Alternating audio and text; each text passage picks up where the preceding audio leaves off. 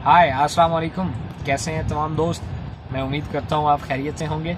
चूँकि मार्केट में एक नया स्कैम आया हुआ है तो मैं आप लोगों को उसके हवाले से अवेयर करना चाह रहा था।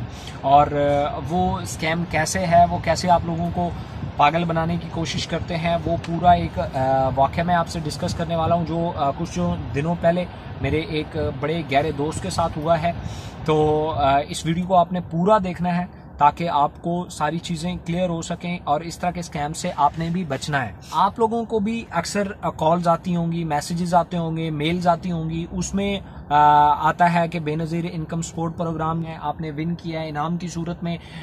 दूसरा या फिर आता है कि आपने जी तो पाकिस्तान से कुछ इनाम विन किया है, या फिर वो कह देते हैं कि आपने जी जैज़ या फलां की कुरानदाजी के ज़रिए आपने विन किया है, या वट एवर इस तरह की कुरानदाजी और लॉटरी की सूरत में विन किया है।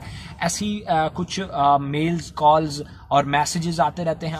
तो मेरे एक दोस्त हैं, उनको जीतो पाकिस्तान की तरफ से एक मैसेज आया और उसके ऊपर उन्होंने एक छोटा सा रिप्लाई किया। तो फिर आगे से कॉल आई।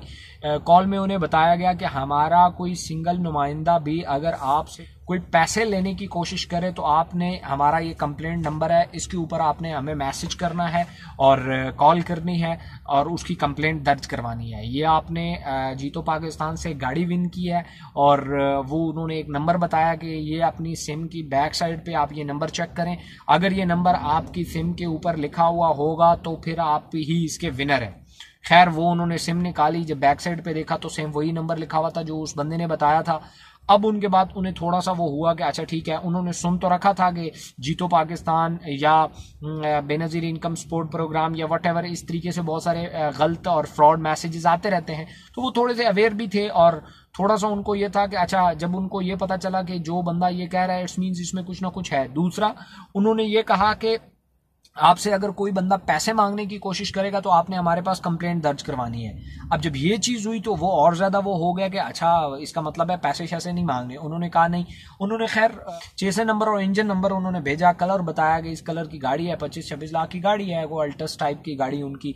उन्होंने बताया कि ये आपने विन की है और गाड़ी इस टाइम कराची में हमारे हेड ऑफिस में मौजूद है और आप ऐसा करें कि आप कराची आ जाएं और आप ये गाड़ी ले लें। तो मेरे उस दोस्त ने कहा कि वहाँ हमारा कोई रिलेटिव मौजूद है, वो आ जाता है, मैं उनको भेज देता हूँ, मैं तो इस्लामाबाद हूँ। अच्छा, वो कॉल करके पहले ये डिटेल ले चुके थे कि आप कहाँ होते हैं, क्या करते हैं, ये सारी डिटेल। और उसके बाद उन्होंने कहा मेरे रिलेटिव, उन्होंने कहा नहीं रिलेटिव नहीं, जो ओनर है जिसके नाम पे निकली है वो बंदा आएगा तो गाड़ी ले सकता है, अदरवाइज नहीं। तो खैर उन्होंने कहा कि अच्छा इस तरह कैसे होगा। खैर फिर उन्होंने कुछ तरीके बताए कि आप इस तरह करें तो आपको गाड़ी हम आपके हवाले कर देते हैं, आप हमें कुछ खुफिया इन्फॉर्मेशन दें। वो खुफिया इन्फॉर्मेशन वही जो आईडी कार्ड के बारे में या इन्फॉर्मेशन के बारे में पूछा जाता है कि जी आप क्या करते हैं, आपके वालदा का नाम क्या है, आप कहाँ रिहाइश पजीर हैं, आपकी करंट लोकेशन क्या है, इस तरह की कुछ चीज़ें उन्होंने पूछी। उसके बाद हुआ ये कि उनको थोड़ा बहुत यकीन भी आ गया कि जी हो सकता है गाड़ी निकल आई हो थोड़ा बहुत। उन्होंने कहा कि जी आप आएँ और गाड़ी ले जाएं। खैर उन्होंने उसको अभी तक वो उसको लाइट ले रहे थे। फिर थोड़ी देर बाद उन्हें कॉल आई कि जी मैं चूँकि ऑफिशियल नंबर से आपसे इस तरह की बात नहीं कर सकता, मुझे आप बहुत अच्छे लगे, आपसे गुफ्तगू मुझे बहुत अच्छी लगी।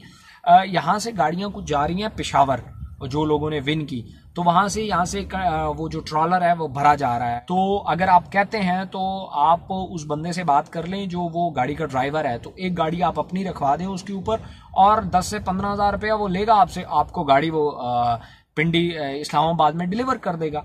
अब पिंडी इस्लामाबाद में आपने 10-15 हज़ार रुपये भी वहीं पे देने हैं। जब आपको गाड़ी डिलीवर होगी तब आपने जाके 10-15 हज़ार रुपया जो भी उसका रेंट है वो देना है, वो पहले तो देना ही नहीं है। तो खैर अब वो थोड़ा सा और इत्मीनान में आगे के जाहिर है एडवांस में मुझसे कुछ भी नहीं मांग रहे।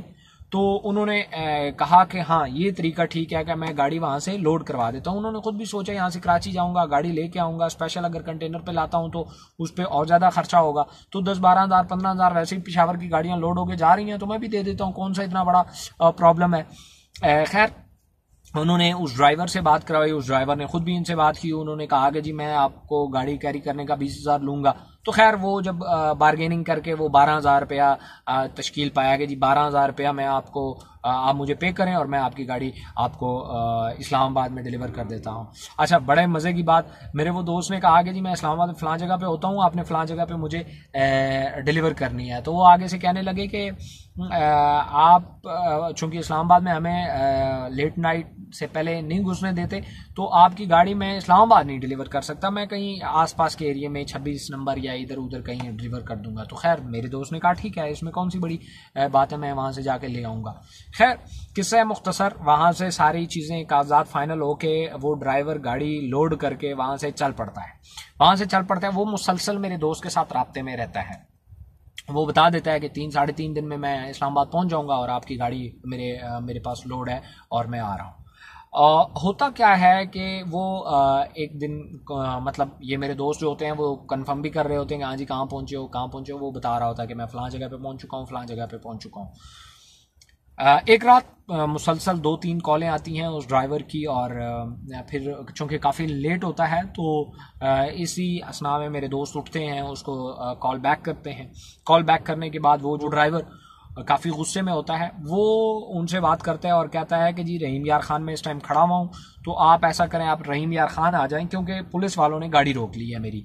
आपकी गाड़ी के कुछ कागजात के कस्टम के कुछ प्रॉब्लम्स हैं तो उन्होंने गाड़ी रोक ली है। मैंने आगे टाइम दिया हुआ है, मैं आपकी गाड़ी की वजह से लेट हो रहा हूँ। चूँकि वो पंजाबी स्टाइल में वो मेरे दोस्त बता रहे थे, बड़ा अजीब सा लग रहा था। वो कहते हैं कि वो मुझे कह रहा था कि ओ भाई मैं किहड़े यौन ते पै गया, मैं अगे टाइम दिता है ते मैं उत्थे पहुंचना है ते तुसी मेहरबानी करो ते तुसी मैं तुहाडी गड्डी इत्थे ला देना पुलिस वालों को, तो तुसी आके ले जाओ। तो मेरे दोस्त कहते हैं कि अब इतनी रात हो चुकी है, मैं कहाँ रहीम यार खान आऊँगा और इतना नज़दीक तो है नहीं, काफ़ी दूर है। तो उन्होंने कहा कि अच्छा अब क्या किया जाए। उन्होंने कहा कि भाई जी मुझे नहीं पता, आप ये खुद ही पुलिस वाले से बात करें। वो एक इंस्पेक्टर से बात करवाई गई, उसने कहा जी आपकी गाड़ी के डॉक्यूमेंट्स का प्रॉब्लम है और पिछले जिन्होंने गाड़ी लोड करवाई हुई वो कॉल नहीं उठा रहे, ज़ाहिर है लेट नाइट है, नहीं उठा रहे, तो हम आपकी गाड़ी बंद करेंगे। मेरे दोस्त ने उससे कुछ बार्गेन करने की कोशिश की उस पुलिस वाले को, तो खैर उसने 1 लाख रुपया मांगा कि भाई हम आपसे 1 लाख रुपया मांगेंगे, मतलब आप देंगे तब हम आपको ये करके दें, मतलब छोड़ देंगे, कोई मसला नहीं है। तो मेरे उस दोस्त ने फिर ड्राइवर से बात की और उन्होंने कहा कि बार्गेन करके को 50,000 तक का कोई सीन बना दो। तो वो ड्राइवर ने उनको बार्गेन किया और थोड़ी देर बाद कॉल की कि सर जी मैंने 40,000 में डील बना दी है। तो मेरे दोस्त और ज़्यादा खुश हो गए कि यार ये तो बहुत अच्छा बंदा है कि इसने 40,000 में डील बना दी। और उन्होंने कहा कि जी आप ऐसा करें, पैसे भेजें और अपने ये मामला क्लियर करें मैं ताकि यहाँ से चलूँ, मैं ऑलरेडी काफ़ी लेट हो चुका हूँ। तो मेरे दोस्त ने उस ड्राइवर से नंबर मांगा, तो उस अकाउंट नंबर, तो उसने कहा कि जी मेरा नहीं, आप डायरेक्ट पुलिस वाले का ले लें। तो खैर किसी तरीके से उस पैसे भेज दिए गया और वो वहाँ से चल पड़ा। रात का टाइम था, शायद मेरे दोस्त के अकाउंट में पैसे मौजूद थे और ऑनलाइन ट्रांसफ़र कर लिया उन्होंने और भेज दिए। चलते चलते वो कहीं मुल्तान के आसपास पहुंचा तो उसने फिर कॉल की कि भाई जी हमें फिर पुलिस ने पकड़ लिया है और ये तो बड़ा प्रॉब्लम हो गया है, अभी फिर वो यही बात कर रहे हैं और ये वो। तो मेरे दोस्त ने कहा कि यार, अब मेरे दोस्त ने अपने तौर पे सोचा कि 25-26 लाख की गाड़ी है और 20-30 हज़ार रुपया और चला गया तो क्या हो जाएगा।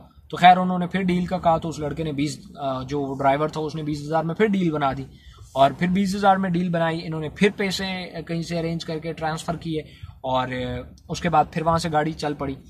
इसी दौरान क्या हुआ कि यहाँ जो वो मेरा दोस्त था वो अपने किसी दोस्त के पास गया और ऐसा ही कुछ डिस्कस किया। तो उस लड़के ने एक चालाकी का काम ये किया कि उसने उसका फ़ोन नंबर लेके उस ड्राइवर का एक दोस्त को भेजा कि इसकी लोकेशन चेक करके बताओ लोकेशन कहाँ की है। तो उसने जैसे ही लोकेशन चेक की तो पता चला कि वो तो अभी जो रिसेंटली भी बातें हुई हैं और जितनी भी कॉल्स हुई हैं वो तो कराची से हो रही हैं। इट्स मीन्स कि कोई ड्राइवर नहीं है, कोई भी जो वो पुलिस वाले का बात करवाई गई थी वो भी नहीं है, वो भी कराची की लोकेशन आ रही है। तो वो इस दौरान काफी चौंक गया कि ऐसे कैसे हो सकता है, वो तो गाड़ी लेके आ रहा है भाई, उसने तो लोड की हुई है। तो खैर इस दौरान ड्राइवर को दोबारा कॉल की गई और कहा कि जी आप कहाँ पहुंचे, तो उसने कहा मैं ये मियाँ वाली के नज़दीक पहुंच आया हूँ कहीं। तो जब मियाँ वाली के नज़दीक की बात की तो मेरे दोस्त ने कहा अच्छा आप मियाँ वाली कहाँ पे हैं? उसने कहा मैं होटल पे चाय खाना कर रहा हूँ। उन्होंने कहा कि अच्छा ठीक है आप वहीं पे रुकें, मेरा भाई है चूँकि वो भी इत्तेफाकन मियाँ वाली में मौजूद है, फिर ये है कि वो आपको वहीं मिल लेते हैं, आप अपनी लोकेशन बताएं। और आप सुन के हैरान हो जाएंगे, उसके बाद नंबर बंद, कॉल बंद, ईच एंड एवरीथिंग बंद। खैर उन्होंने अपने तौर पे जो कोशिश कर सकते थे वो उन्होंने की, लेकिन कोई सुराग नहीं मिला और वो पैसे मतलब अभी भी वो कोशिशों में लगे हुए कि शायद वो रिकवर कर लिए जाए।